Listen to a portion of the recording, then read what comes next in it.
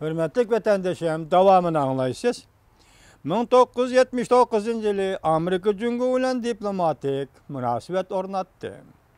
Cumhuriyet'in Birleşken Devletler Teşkilatı'daki ordeni yukarı götürdü. Ondan keyin Amerika Cumhuriyeti'ne sodada itibar beri siyasetini asliye keltirip, 2001 yılı Cumhuriyet'in Dünya Soda Teşkilatı'na a'zo devlet bulup kirişiga yol tuzlap berdi. Şundan keyin Cumhuriyet izchil halda her yili iqtisodning 9%'in eşini qo'lga keltirdi ve mushu sur'atni saqlab keldi. Yer şarida eng cho'ng savdo tijorat davlatiga aylandi.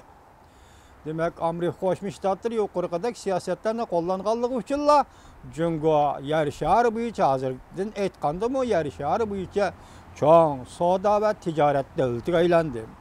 Amerika'nın Cumhuriyet siyaseti Cumhuriyet'nin kudret tepişiga önümlük yardım kıldı. Lekin kudret tapkan Cumhuriyet nimeden derak berdi? Amerika Qo'shma Shtatlari bu nuqtani tushunmadi.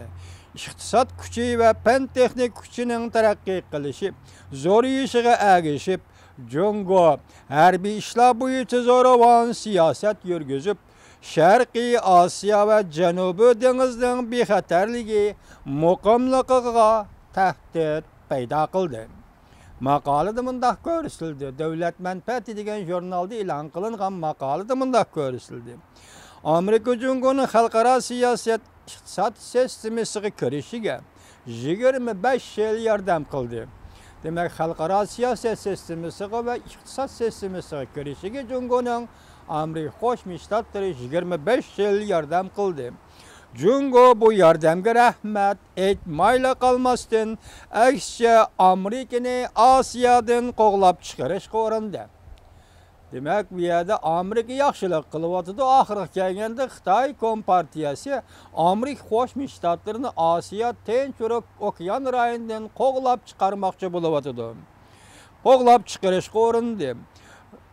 Aralashib qarıştırış. Rayon dairesi cheklash siyosatidan foydalanib Xitoy yürütgan siyaset aralashib qarıştırış.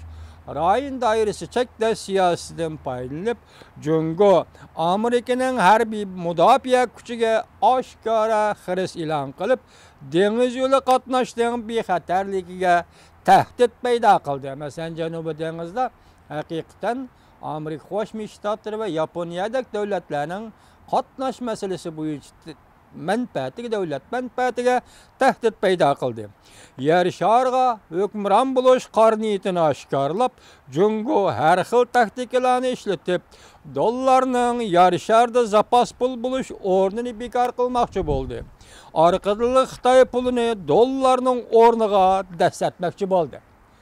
Endi bu yerda gap nayt aniq qo'yibdi. Yer shariga hukmron bo'lish siyosati bu Mavzedong davrida yer sharida insonlarni ozod qilish, insoniyatni ozod qilish shuarini ko'tarib chiqqan edi. Xitoy shundan qaraganda hozirgacha bu niyatida voz kechgani yo'q. Hozir amerikalik olimlarning davlat manfaati degan jurnalga e'lon qilgan maqolasida Xitoyning bu tahdidini, Xitoyning bu qarniyatini bilib yetibdi, ko'rib yetibdi. Yer shariga hukmron bo'lish qarniyatini oshkorlab, Cumhuriyet har xil taktikalarni ishlatib, dollarning yer sharida zapas pul bo'lish o'rnini bekor qilmoqchi bo'ldi.